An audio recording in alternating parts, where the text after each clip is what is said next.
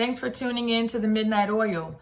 After 3 long months, I have completed my onboarding with Notarize. I have literally just completed my very first shift as a remote online notary on the Notarize platform. While it's still fresh in my mind, I wanted to take just a few minutes to talk to you guys about some tips and tricks that I wish I would have known during my onboarding process that could have saved me a lot of time, but that you can apply so that you can start making money with Notarize sooner.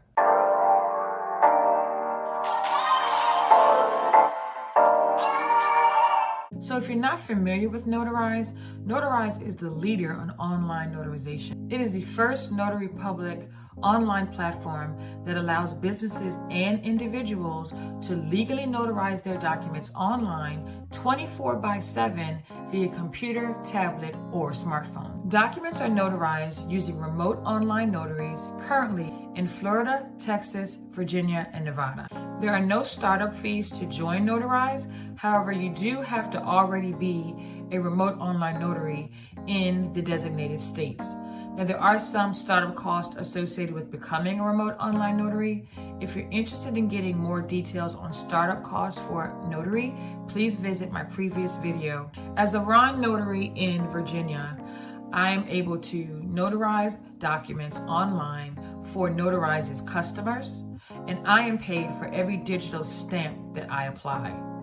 I have the flexibility to schedule time on a 24/7 basis, which gives me control over my earning potential depending on the amount of time that I'm willing to commit. Yeah, Amy, that sounds good. How do we get started, right? There are 4 steps in the Notarize onboarding process. Number 1, prepare and study. Number 2, practice in the Notarize simulator. Number 3, platform and assessment live training. And number 4, your live assessment. But before you get to those, you have to first pass your compliance check.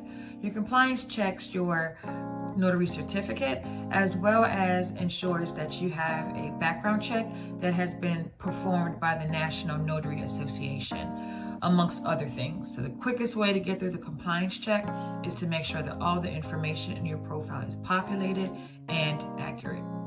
Once your compliance check is complete, then you will be assigned an onboarding specialist, and that onboarding specialist will provide you with the information that you need to set up your notary support account. Once all of those steps are done, you're ready to initiate the first step on your onboarding process, which is to prepare and study. Your onboarding specialist is going to provide you with the location of a lot of information. There are probably 12 or 13 different training videos. There are the various scripts. There's a wealth of information on the notary support site. Don't wait till you feel like you know it all. Just move on to the next step in the process and continue to study along the way. Step number 2 is simulated practice.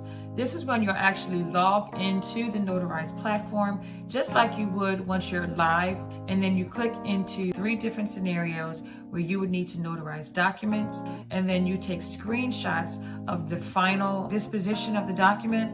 Those screenshots would then be sent to your onboarding specialist for review and feedback. Make sure you send your screenshots to your onboarding specialist as soon as they're done, and then watch out in your email for their response so that you can respond to feedback on any mistakes or errors that they found in order to move to the 3rd step, which is the live Zoom training. Step number 3 is the platform and assessment prep training.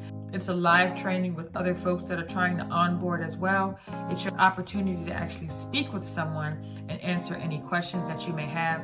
Up until this point, all of your correspondence with your onboarding specialist is done via email, and they have a 24 to 48 hour window to respond. Check your email every day. You must, in many cases, respond back to your onboarding specialist in order to progress to the next step.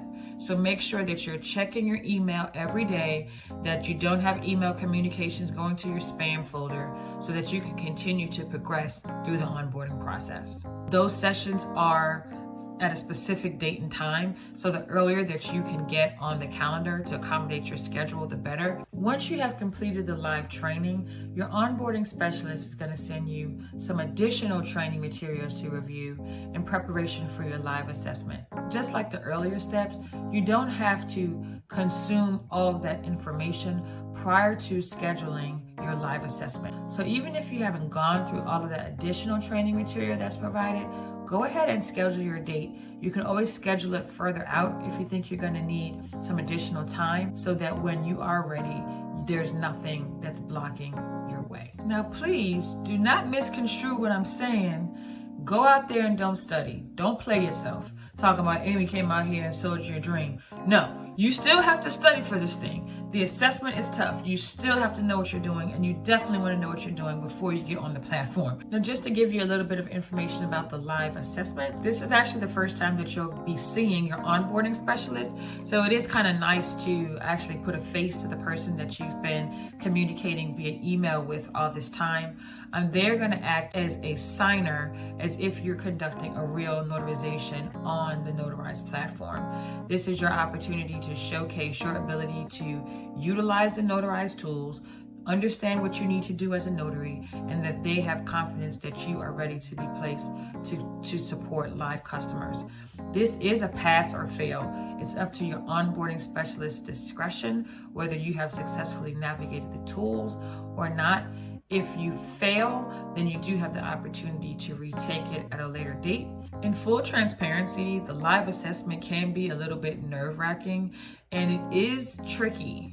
It's not as easy as I would have thought. I actually missed a few things, but I did pass. And so in my future video, I'm going to give you guys some information on things to look out for when you're doing your live assessment so that you can be successful. If you pass, then you're able to move forward and sign your independent contractor agreement with Notarize. Sign your independent contractor agreement and your code of conduct while you're still on the live assessment with your onboarding specialist to make sure that you're able to quickly move on to the next step. If you're interested in additional content about starting up a notary business, check out my other video on startup costs. Thanks for tuning in. Thanks for letting it burn. See you on the next one.